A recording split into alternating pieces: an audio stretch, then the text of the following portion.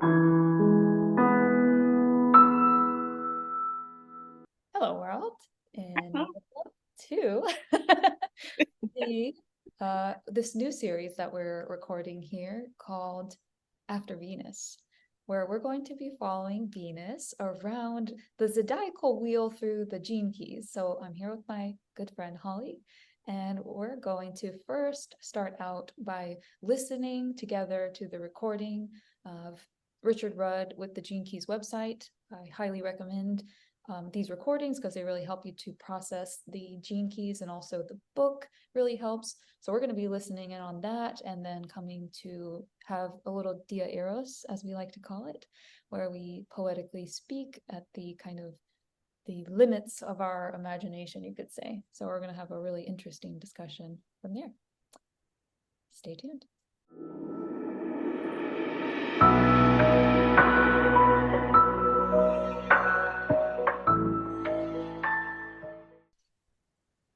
Ah.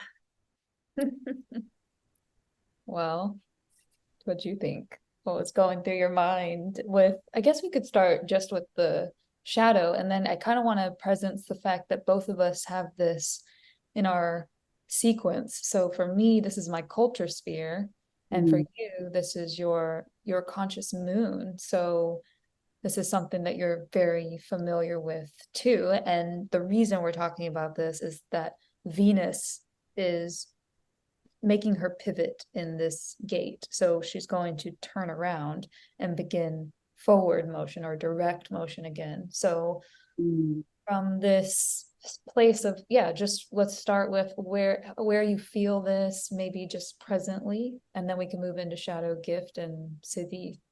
Beautiful. Yeah. Well, first I was like feeling like really surprised because I read from the book, right? And so it felt like there was actually very different kind of messaging happening, because what I was picking up from the book was like more on that sense of memory, and how we're all in this body given different strands of memories from the collective. So we all have our own particular memories, or um, something very particular for us to transmute, right? And the sense that it's interesting, like, because I'm like trained in or I spent time in the Zen lineage, and one of the most well-known or often cited quotes is forget yourself. To know yourself is to forget yourself. And and in the book it was like our goal is to remember ourselves. And I don't they're not conflicting actually instructions, because what I was getting at is, one is like actually our memories about like, oh, this and this has happened to me, and this is my story, this whole narrative that sometimes we really build our identity around. That actually gets in the way of the deeper remembering of our true nature. And so like there is a call to forget some of these memories that we, like these stories that we tell ourselves, and that we've sort of said this is the truth. Because when you go back into your memories, you can actually walk around them and expand them and change perspective on them. You can actually change your past in the way that you relate to your memories. um but then this call to remember the deeper truth of, and senses we're not separate, like we actually come from the same source. You are me, born in a different body at a different time, and we're sharing space and time right now. And if you can keep that fundamental belief in the foreground of your experience, you will have a much easier time in life. Because if I see you as me, born in a different body, in a different form, I want you to have a really good life. I want you to shine. I want everything to be really, I want you to feel really good about yourself, because that's how I want to feel too. So this was really different than like the tea stuff. He was sort of, kind of like remembering your past and slowing down. There was just a little bit of again, I don't think they're in conflict, but it was just sort of a different thread. Yeah, a different approach. Yeah. And that's what I was really appreciating about the voice recording, was that emphasis on ritual and how that allows you to remember, because that's such a big part of what we do in a lot of things that we do. Even if it's just like reviewing the tarot in order to kind of understand, let's reflect on this card because it was so important, you know, whether or not it's liked by everyone, that that's a system that people used. All that aside, this is still part of human history. So let's refresh what it is that was the connection there. And just like remembering what it is to be human by gathering together in practices like ritual practices and things like that, us going through the wheel, and you know, all of these things that are a memory that is in there.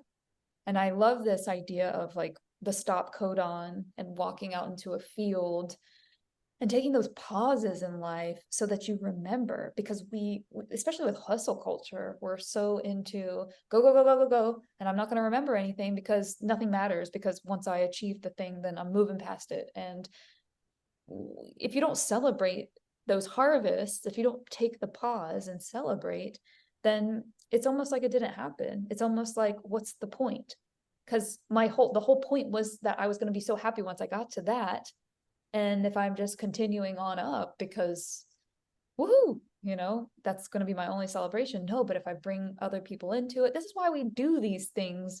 When you have a graduation, when you have that big ceremony, it's so that you'll remember.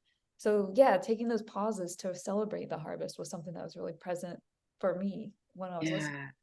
I love that. Yeah. Yeah. Cause yeah. And it's something that's been like, it's so funny. You said turn the mundane into miracles. I'm like, that's something that's really come up for me. And I think what ritual does is exactly what you're saying, helps us remember, and it connects us to to the source. That's what, so when you actually slow down enough to make your actions and your thoughts and your movement and your posture way more deliberate, you know, you and intentional, it's like the ritual reconnects you to your original source. It's like remembering the sacred that's at the center and the heart of everything, right? Whereas the forgetting is like forgetting that the sacred and magic is alive in everything, in the mundane. Exactly what he's saying, that it's actually it's it's the universal structure. It's actually the default.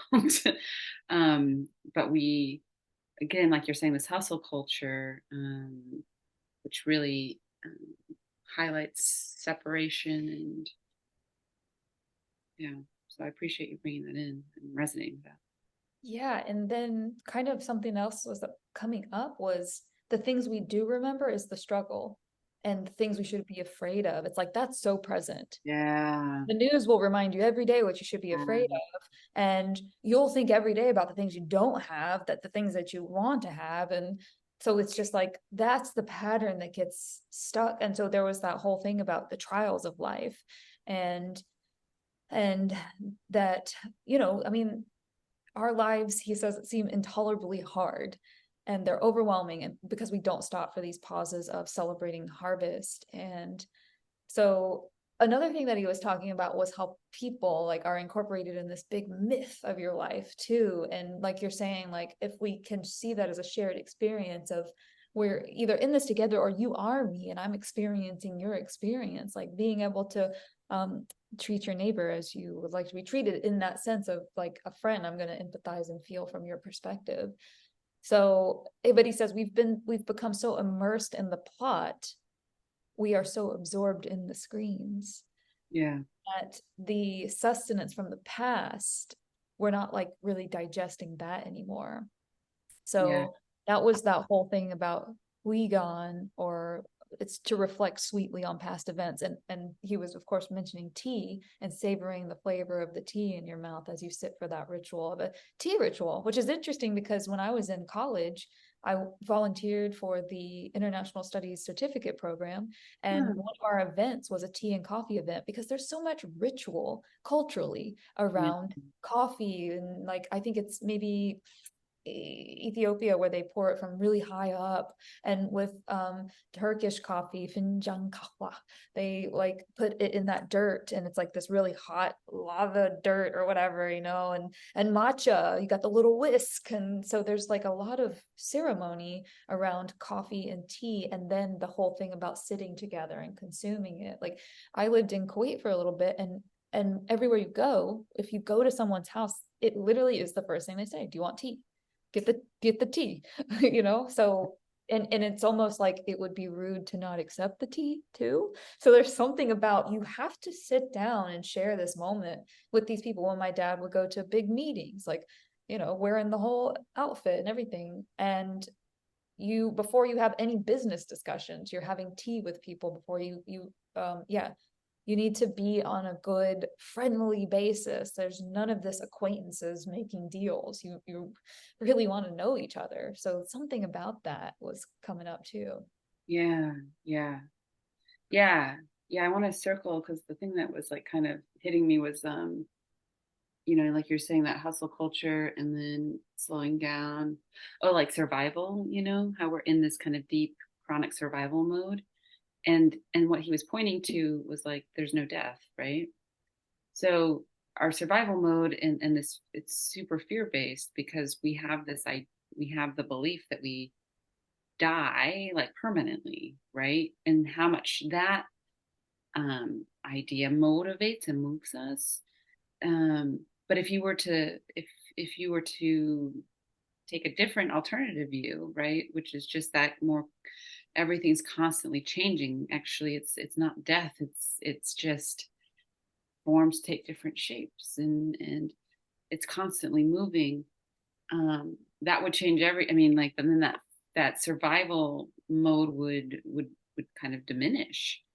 Um, so it's really interesting, because, but then what you're talking about is that savoring, and that kind of being really present for whatever is arising. I had a really profound moment a couple of days ago, where what, like, these memories from being on the Pacific Crest Trail were just kind of coming up, and there was just this deep grief of and recognition of how quickly things pass away. And it's not that it's like, so it keeps moving, but it's never going to be that. Like, this form of Holly is unique, and it's never going to happen again. um and that moment is never going to happen again. And so there's something with that realization of, and it's not like it's like, the experience for me was not like, okay, well then just try to grasp it and try to keep it for, but it was more like, I think this is kind of what nostalgia is. When we're nostalgic, sometimes it's the sense that we weren't actually really present for the thing that we cared about. And so it's this longing to go back and be present for it. And then, so for me, it was like this super deep grief, because it was praise too. It was just this sense of what a beautiful experience, and a reminder and a call to go, you're never, this moment's never going to happen again. This body's never going to happen again. This exchange is never going to happen again. So how do you want to honor it? Do you want to be thinking about something else? Or do you want to be absorbing it and honoring it, appreciating it? Yeah. Yeah. There's like a lot in that about experiential learning and how that is what ritual is, presencing, and like, yeah, there's so many points in my life that I can look back on. So, but yeah, like appreciating this even right now, like the boys. I've hung out with them all summer, and I've been reflecting back on like photos from the very beginning before I had a job, and I'm now about to leave my job. And it's funny because I didn't have a job when I first started dog sitting, and now I won't have a job when I'm done dog sitting. But my relationship with these people, with this neighborhood, has evolved so much. Like today, I'm walking with the boys, and I remember when I first started walking around this neighborhood, it's a nice neighborhood. I was like, I don't fit in here. I'm gonna look like a crazy person. Like, who am I? Walking around with my shorts, whatever. But it's funny because today I was so approachable. There was a ambulance that went by and a fire truck that went by, and I was so relaxed that I guess it invited a lot of people to talk to me today. So one girl walked with me around the corner. She was like, I wanted to go check it out. What's going on? And she's just like having a whole conversation with me. This doesn't happen to me normally.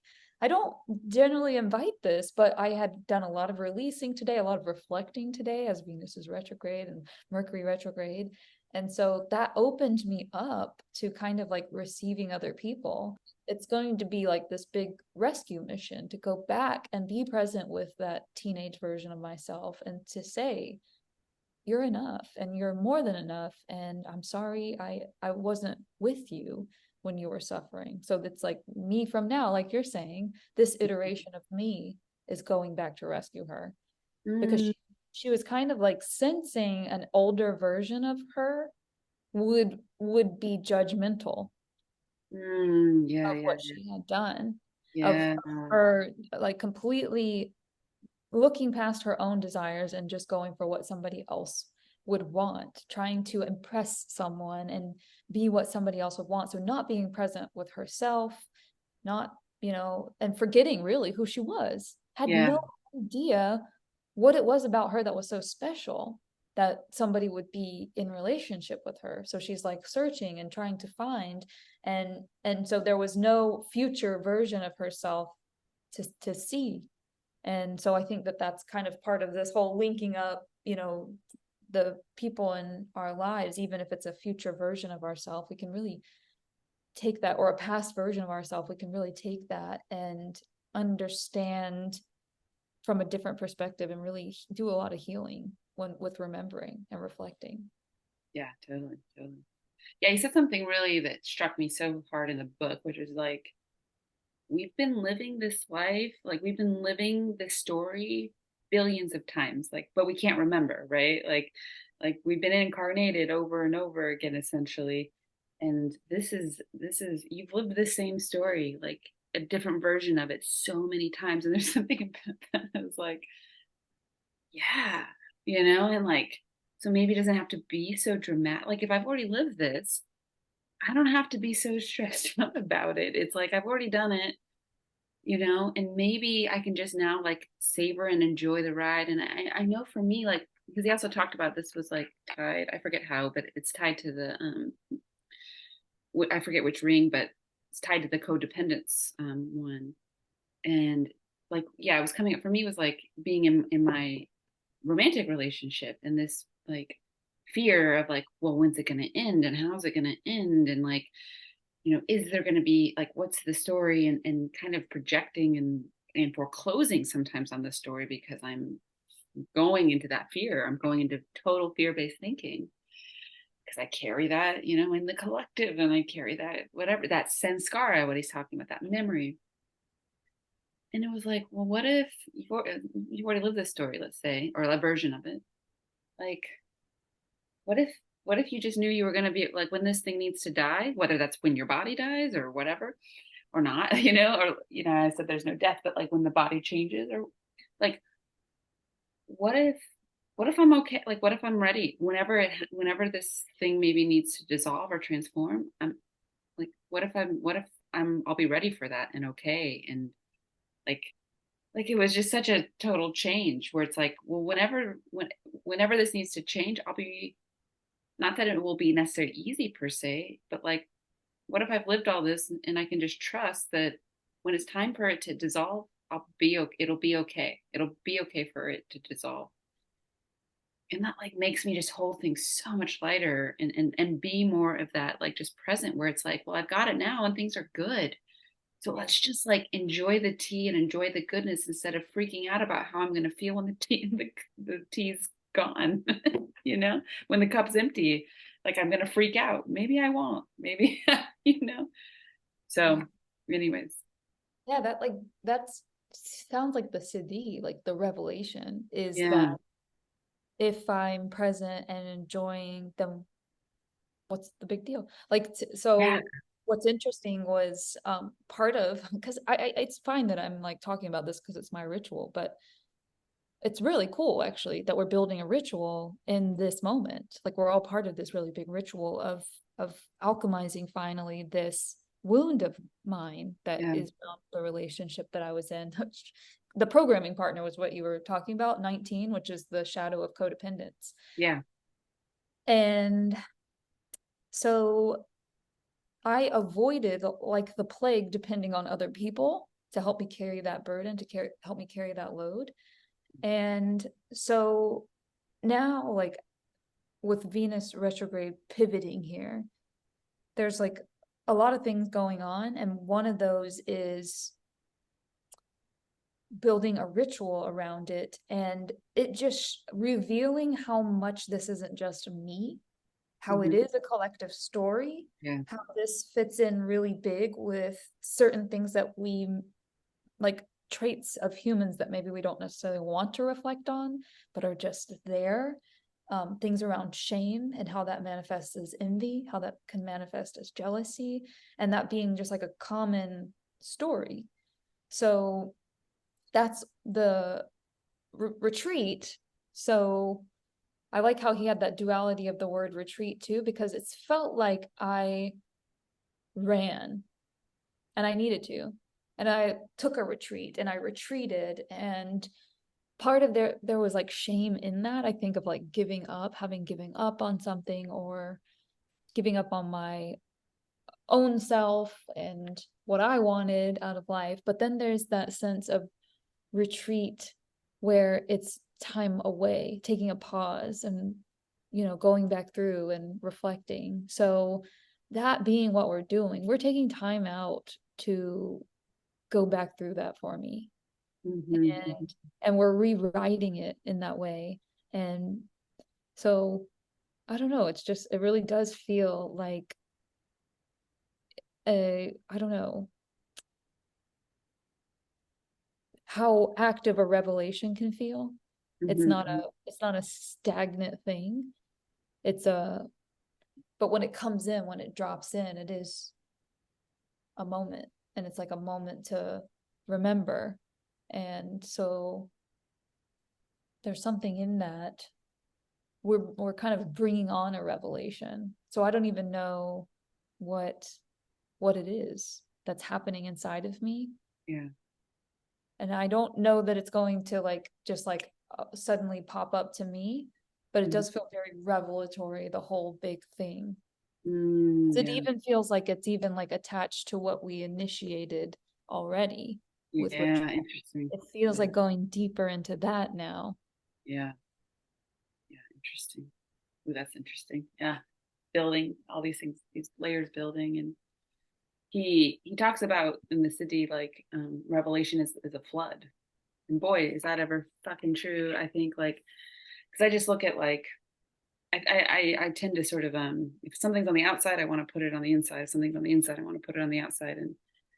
And so thinking about flood and revelation within my life and those moments of just like epiphany, insight, revelation, and how the moments leading up to it often, like sometimes when I'm in this like deep pain, I can actually hear the ocean in my head. Like it's weird. It's like this like it sounds like either a deep wind, it like lives up here, or like a waves of the ocean waves just flooding my system, and I can hear it in my head. And it's kind of it's cool to tend to that, because then I know that something is it's alchemy. And same with like I feel it so deeply in my solar plexus. Like this past week before coming up here to Massachusetts, um I could feel my body. It was beautiful, because if I could just get the story out, if I wasn't like grinding on some narrative about it, and then I could just physically feel the sensation. It was really deep in my solar plexus, often in my heart as well. And it was just this like intense kind of vibratory. It felt literally like a heat of a cooking, like and so that those waves would come up, and instead of like pushing that away or fearing it or resisting it, going, I'm getting cooked. Something is getting burned. Something's burning off. Something is burning off. But sometimes it comes in deep forms of like real tears and grief. And that's when that ocean noise comes alive for me. And it is a flood. It's a deluge. It's like this overwhelm. And that's where it's like learn to swim, and you're just in the churning and getting tossed. And it's like, wow. and all you can do is just churn and get tossed. But then, right, then the revelation, the flood clears things out. And he talks about that, you know, in the mist gets cleared out, and only what's essential kind of remains, or only a few survive. And the rest of that shit gets kind of cleared out. And so the few that survive are the ones that are, you talked about this in your fast, like the bacteria, the ones that are getting starved, and the ones that are like, the ones that know how to like move into that next stage remain alive. And that's what it feels like. It's like the revelation, the flood, and then what remains is just kind of more of this quintessence, more of this essence. um that then, and I agree, like then when I move out of that deep, like the tears and then when it starts to just sort of settle and become still, it's silence. It's just a silence. And then all you do is you get up and you do the next thing. Like you get up and you go do the dishes, or you get up, you go for a walk, or you get up and you, it's like so simple. Like everything then just gets into this real silent space of um stillness. And Mm. so anyways, yeah, I'm appreciating that alchemy. And then that the revelation is often preceded by some very turbulent and kind of confusing, but if you can stay with that turbulence and trust it and kind of enjoy it, burning up, it's kind of cool, then it's like it's so much less painful. Yeah. Yeah. The perspective, like how you take it is the flavor that it Yeah, comes. because it's gratitude. Because when I start to feel that solar plexus just getting fucking crazy, or I feel the ocean coming up, it's like, oh good, like something's getting burned off, something's getting pruned, there's a pruning happening, and I'm gonna be clearer on the other side of this, or like, or this is just what's happening. I'm so thankful, thank you, like something's getting burned off that I don't have to carry anymore. And then I just trust that, versus like I shouldn't hurt, you know. Right.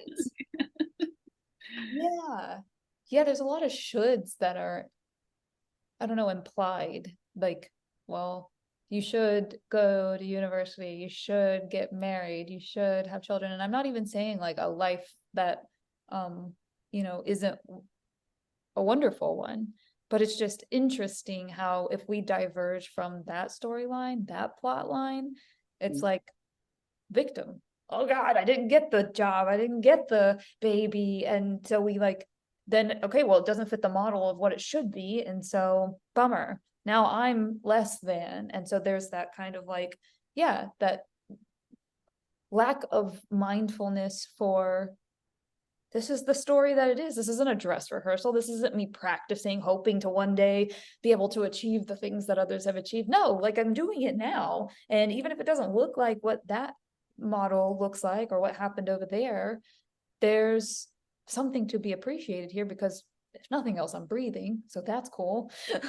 Hopefully, I can find food. I mean, in most cases, I think that we are led to believe we don't even have access to food, but a lot of these, it's so interesting to me. And, like, that's a weird aside, but just like how if people knew how to forage, it just wouldn't seem like such a big problem of, um, I don't know. I don't know. Forgetting, that's another forgetting, that's another not being mindful. Like there's food all around us, we just don't consume it because it's weeds or whatever it is that we call it. We've forgotten even that food grows wild. Yes. Yes, and this is interesting because it really hits on, like, you know, I follow Bonita Roy's work, and she talks a lot about affordances and constraints, and I wrote about this today in journaling, about like how it's the constraint often that gives you the affordance. It's the constraint that is, this is like the Greek amor fati, where it's like you can go, oh my God, like actually this is something good, is like I got the flat tire, or I don't have food, or whatever. This now, there's an affordance here for me then to learn, or for some sort of situation to arise because of these hard constraints.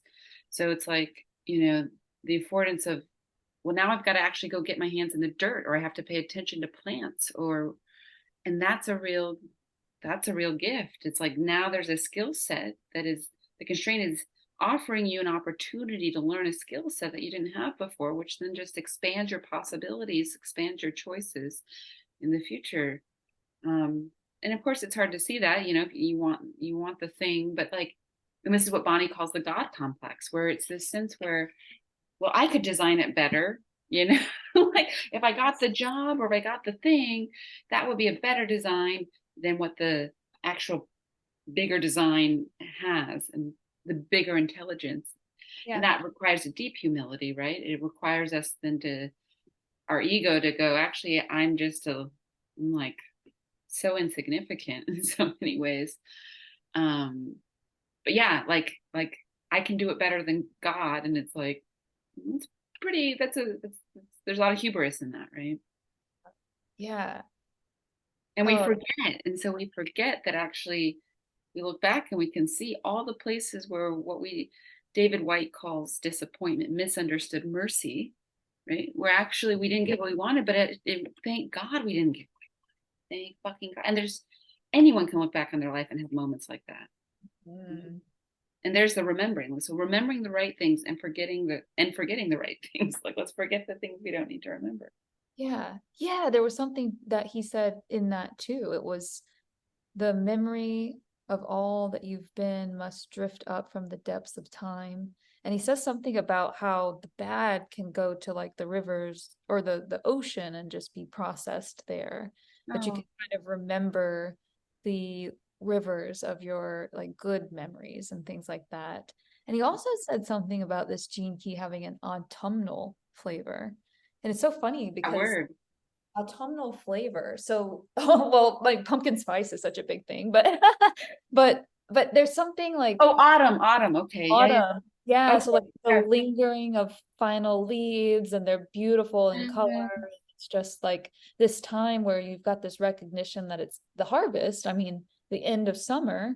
So you're harvesting the last things and there's like he says the quivering beauty of letting go. So it's like I just imagine those leaves and yeah, there's also something interesting here in that this gate still falls within Leo. And Leo is the middle of summer. It's sustained fire. It's the like the the sign, the fixed fire sign. And but there's something in that moment of the summertime of reflecting on how autumn is coming. And Yeah. there's like that future memory of we need to appreciate this harvest now and the harvest to come because there will be darker days. So in the fixed position or the fixed element of fire here with Leo being sustained fire, the middle of summer, there's still something to, I mean, staying present because Yeah. of those reflections on future particularly, but also past. Yes. Well, this is like that anticipation, right? So knowing, and this is what we do in our wheel, where it's like it's so important to know the seasons and the cycles so that you can embrace and, like you said, be in right relationship to whatever cycle or season you're in. And being in right relationship also um means taking care of your future self and taking care of the future that you know.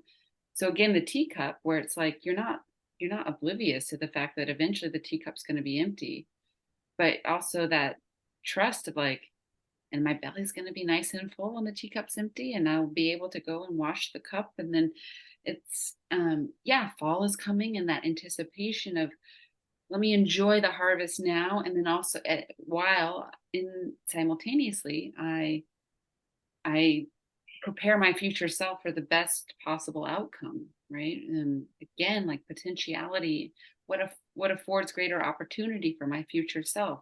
That is often, that's a heuristic I often use for what constitutes a good choice.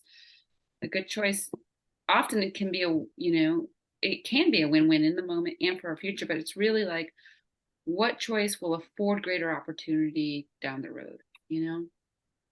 And Mm. enjoying this meal affords actually a greater opportunity down the road, if like, where I can have a full belly and I can really enjoy it, and then but not taking too much per se, making sure I have enough for darker days.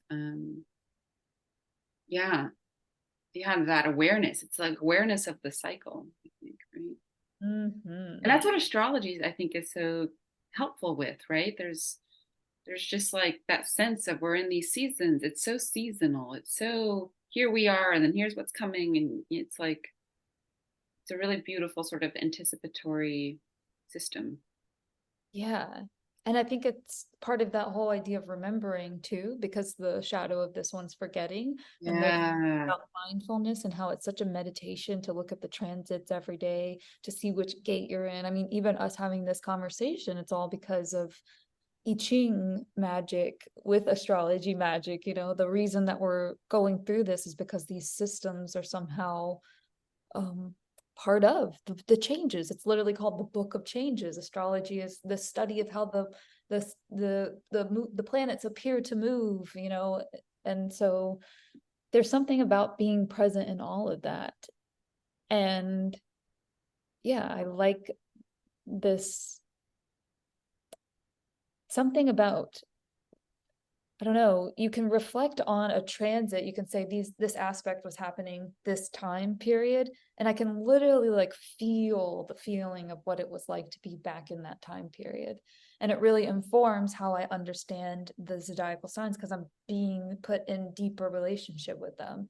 Yeah. And now we're going to be in deeper relationship with Gene Key 33 because there's this fuller message that's coming through about revelation and how that's attached to being mindful.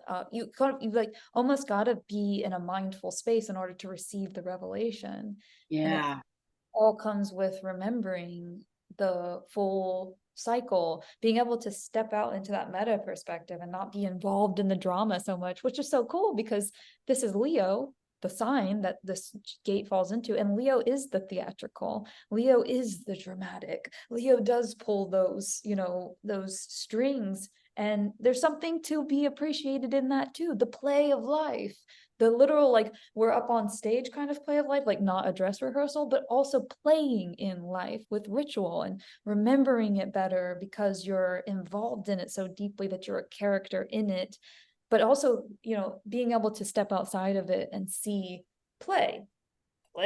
Not serious. Don't get so caught up in the drama of it. See that as just external forces having an impact for sure, but not necessarily having to get engaged with them. It's cool because with astrology, the planets initially began, my instructor will always say this, as grahas, which means grabbers, which it's the way that kind of works is Oh yeah, that yeah. the planets can grab you, Yeah. and so you get set off by their little transit, or you can just be on the meta perspective of, oh, Yeah. I'm feeling this. It's feeling really Yeah. like Chiron has been sitting on my sun for a while right now, just to like mention another transit, but even just Venus retrograde. Like, am I going to let Venus retrograde take me? Well, there was this really cute guy that I met recently. Am I gonna start a new relationship? Yeah. Absolutely not. I'm Yeah. not starting a relationship right now because Mhm. that's me getting grabbed, by a planet trying to Yes. take me for a ride. It's like, do you want to experience Venus retrograde from the roller coaster, or do you want to be watching people go by and scream? And maybe you're standing on the bridge and you get hit by water because it's a water slide or something like that, but not Yes. actually like your stomach's dropping and your whole life's over and you just or yeah, I don't know. Totally. I love that. Yeah, it's so great. Yeah, because it's like this remembrance. If you can remember from a really big scale, like the meta or the cosmic, where it's like, well, ultimately I don't really die. And ultimately, like maybe I've lived all this before, and or this is just and ultimately we're inseparable, we're distinct. This Forrest Landry stuff, we're distinct, non-interchangeable, and inseparable. Now, if I can go cosmic in that way and like transmute that fear, then that brings me to the particular. Because when I start to go, oh yeah, like maybe I've lived this a bunch of times, and it like then makes me go into, then like here I am right with you. I don't want to miss it. I don't want to miss it. Like, um, yeah, yeah. So it's funny how that like deep cosmic zoom out actually then brings us right into like what's right in front of me. Like, let me look at this beautiful saturated leaf and smell the autumn scents, um and because I know it's so huge and it's going to pass, and I don't have to be afraid of it passing because it'll just keep changing. But I also, it's so beautiful. you know so, Yeah. and I appreciate that because I think that that's a really good point about like sometimes we can get so captured. Yeah, Venus is in retrograde, so it's like the self-fulfilling prophecy. So I'm gonna actually like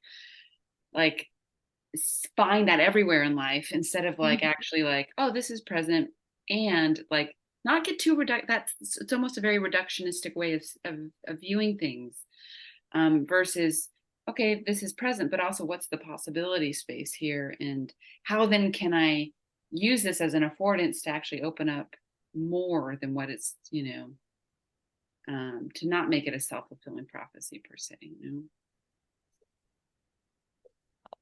So something that was just like flashing in my mind while you were talking was this thing about, because you're like talking about zooming out to the cosmic scale and not wanting things to go by without missing them. And this documentary or something that I watched, maybe just a brief video, I think it was a Patagonia film Huh. of astronauts that went to the take pictures of the moon. This was long ago, like from some of the first pictures of the moon. In fact, the first pictures of the moon, dark side of the moon. uh, So there was wow. three astronauts that I am aware of, and one of them was in charge of the camera, and he didn't even want the camera. He's like, this damn thing, I've got to keep up with it.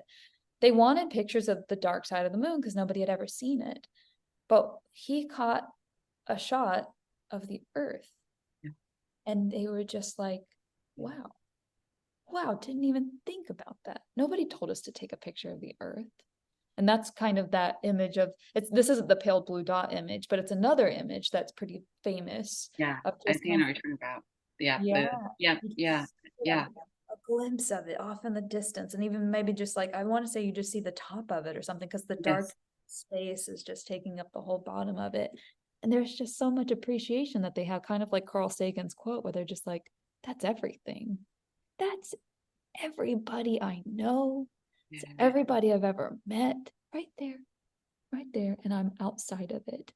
And so like taking that perspective is really amazing for this gene key. It almost feels like it encapsulates it for me. The 33 is remembering yeah, we're all here on this little yeah, spot. It's yeah, all time and space, everything that's ever happened ever yes. that we know of there. And that brings you into deep relationship too with the people in your life, and where it's like, yeah, that cosmic, oh my God, like it's so big and I'm so insignificant. Like this little me that I think is the world is so, that's right, the pale, like just so insignificant, and all these fights and these things, these petty shit that we get so entangled in, like that is so insignificant. And so it then, like, for me, that evokes like this deep longing to be so loving to the relationships then that you have. So then that pulls back Mhm. into like one's marriage or one's child or one's, family or coworkers or whatever, where it's like, God, let's not waste this time arguing over shit that like is so silly and insignificant. It's beautiful. I really appreciate you bringing that story. Yeah, Yeah, because that so Venus sequence is so, it's Richard Rudd is really telling people like, pay attention to your closest relationships, to your most important relationships, pay attention to those and use those to elevate yourself. So taking the particular so then that you can go more into the cosmic and global. it makes it seem so much more special. Like we like clearly we're insignificant, like because of the humongous space, and but we exist right now.